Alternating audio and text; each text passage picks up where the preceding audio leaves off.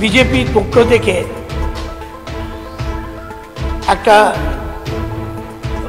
বড় আঁকা ছবি তৈরি করে ব্যাপক প্রচার করা হয়েছিল রবীন্দ্রনাথকে কেন্দ্র করে, এবং যেখানে রবীন্দ্রনাথকে ছোট করা হয়েছে, যাকে আমরা মাথায় করে রাখি, যা আমাদের কাছে খুব চিরন্তন সত্য এবং শ্রদ্ধার ব্যাপার, যার সঙ্গে আমাদের একটা জাতির আবেগ যুক্ত আছে।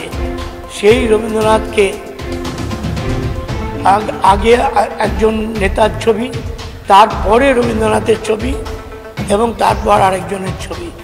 রবীন্দ্রনাথকে নিচে নামিয়ে যেভাবে বাংলার মানুষের কাছে প্রচার করা হয়েছে, তাতে আমরা মর্মাহত, এবং শুধু মর্মাহত হয়েই আমরা থেমে থাকতে চাই না, তারও একটা প্রতিবাদ হওয়া দরকার আছে।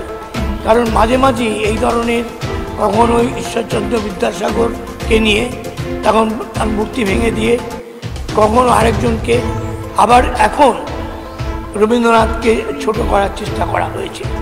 আমাদের অন্তরের কবি, আমাদের জাতীয় কবি, বিশ্বকবি রবীন্দ্রনাথ, তাকে কেউ বাইরের লোক এসে ছোট করবেন, এটা আমরা বরদাস্ত করব না, এবং করব না বলেই আজকে আমাদের বহু সহকর্মীরা তারা রবীন্দ্রনাথের বাড়িতে গিয়ে অবস্থান করছেন এবং প্রতিবাদে সোচ্চার হচ্ছেন।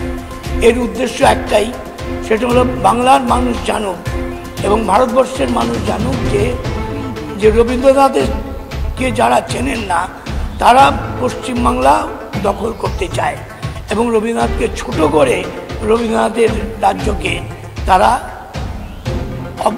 অধোদলিত করতে চায়, অসম্মান করতে চায়।